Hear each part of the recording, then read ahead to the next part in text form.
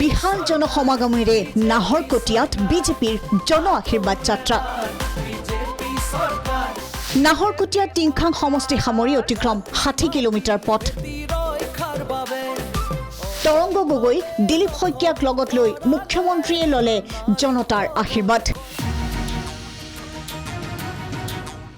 বিজেপিৰ জন আশীৰ্বাদ যাত্ৰাই আজি অতিক্ৰম কৰিলে 6টো দিন। নাহৰকটীয়া ষ্টেডিয়ামৰ পৰা আৰম্ভ কৰা যাত্ৰাত মুখ্যমন্ত্ৰীক সংগ দিলে কেইবা হাজাৰ বিজেপি সমৰ্থকে। মুখ্যমন্ত্ৰী নাহৰকটীয়া সমষ্টিবাসীৰ আশীষ শিৰত লৈ প্ৰায় 60 কিলোমিটাৰ পথ কৰিলে অতিক্ৰম। লগতে সামৰি ললে টিংখাং সমষ্টিও। নতুন আশা আৰু প্ৰতিশ্ৰুতি ভৰা বিজেপিৰ জন আশীৰ্বাদ যাত্ৰা। নাহৰকটীয়া সমষ্টিত 4 গুণ অধিক বিকাশৰ প্ৰতিশ্ৰুতি মুখ্যমন্ত্ৰীৰ। চৰকাৰ গঠন কৰিলে 2 লাখ চাকৰি, বিনামূলীয়া চাউল দাইল প্ৰদানৰ প্ৰতিশ্ৰুতি মুখ্যমন্ত্ৰীৰ।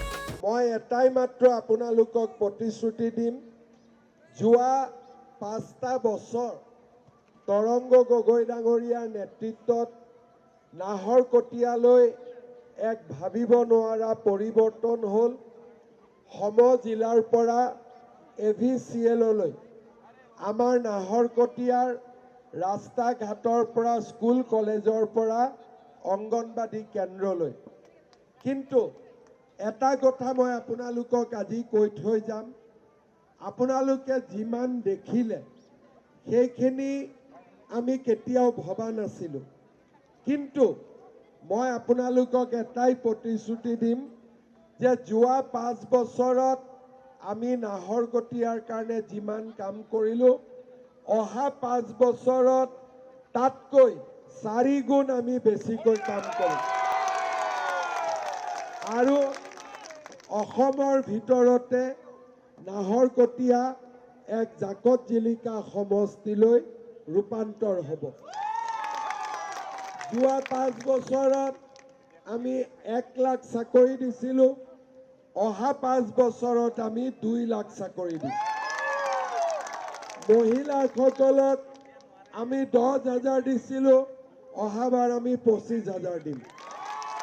আৰু এইবাৰ আমি 100 টকাত দালি, চেনি, নিমখ দিছোঁ, অহাবাৰ বিনা পইচা দালি, চেনি, নিমখ আৰু তেল দিম।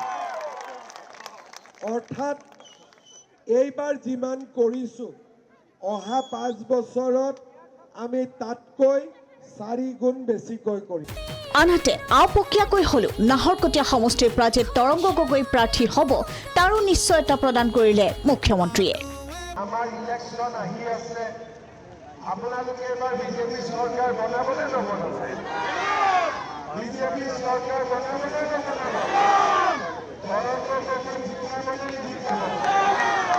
ইফালে পুষ্পবৰ্ষণ কাহ শংখৰে টিংখাঙত আদৰণি মুখ্যমন্ত্ৰীক।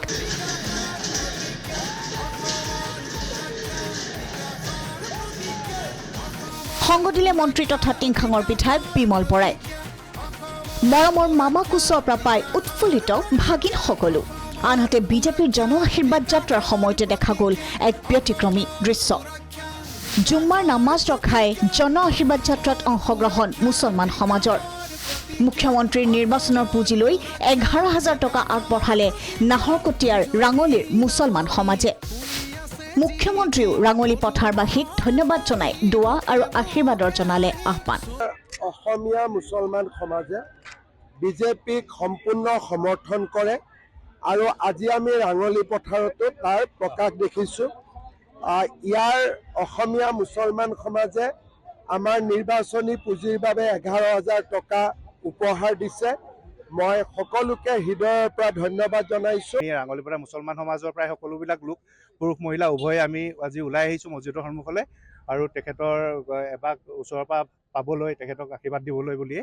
আৰু আমি আমাৰ সামৰ্থ্য অনুযায়ী যোনে যেনেকৈ পাৰে আমি 100 টকা 200 টকাকৈ তুলি 11,111 টকা আমি মুখ্যমন্ত্ৰীৰ নিৰ্বাচন পুঁজিলৈ বুলি আমি আশীৰ্বাদ স্বৰূপে তেখেতলৈ আগবঢ়াইছোঁ। আমাৰ নিৰ্ধাৰিত সময়তকৈ আমি আমাৰ জুম্মা নামাজ আধা ঘণ্টা আজি পিছুৱাবলগীয়া হৈছে। গতিকে এই কাৰ্যসূচী সম্পন্ন হোৱাৰ পাছতে আমি আমাৰ জুম্মাৰ নামাজ পঢ়িম আমি। এনেদৰে বিজেপিয়ে জন আশীৰ্বাদ যাত্ৰাৰে প্ৰতিদিনে সাধাৰণ ভোটাৰৰ কাষ চাপি তীব্ৰতৰ কৰি তুলিছে নিৰ্বাচনী প্ৰচাৰ। Bureau' report, Prag news.